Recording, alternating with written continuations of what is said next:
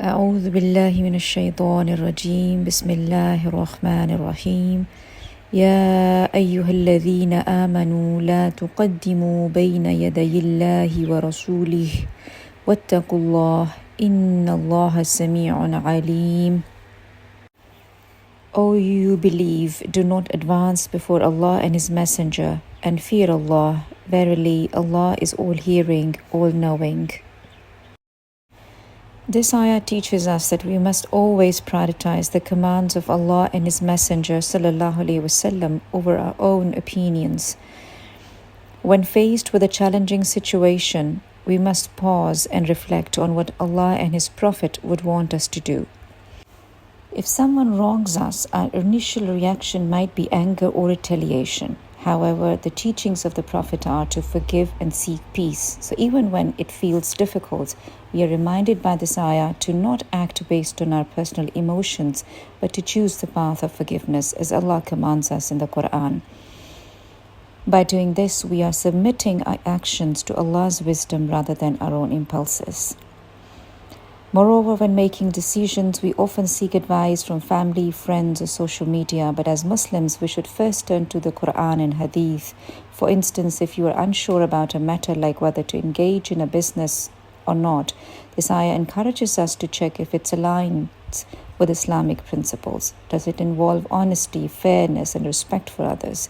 If yes, it's in line with Allah's and His Messenger's teachings. If not, it's time to reconsider the choice. Let's ask ourselves, do I prioritize Allah's commands over my own thoughts when making decisions? Bismillahir Rahmanir Rahim.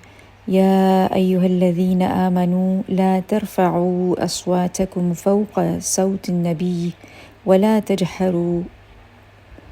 تجهروا له بالقول كجهر بعضكم لبعض أن تحبط أعمالكم وأنتم لا تشعرون.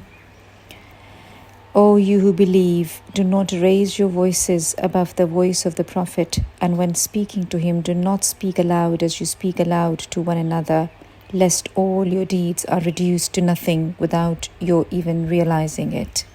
This ayah teaches us the importance of respecting the Prophet ﷺ. The way we speak about him and give him importance in our real life reflects our respect for him and his teachings. The warning that disrespect can nullify our good deeds shows how serious this is. For example, consider how we talk about the Prophet ﷺ in our daily lives. When we hear his name, do we say Sallallahu Alaihi Wasallam with sincerity, or do we just say it out of habit? Reflecting on this ayah, we should strive to show deep love and respect each time his name is mentioned. Another example can be when we read hadith or attend a class discussing the Prophet's actions and teachings. Do we listen with attention and implement those teachings into our lives? For instance, the Prophet was always kind and patient. Reflecting on this, we can try to be more patient with those around us, whether it's with our family, friends, or with even strangers. So the question is, do I always show proper respect for the Prophet ﷺ in my speech and actions?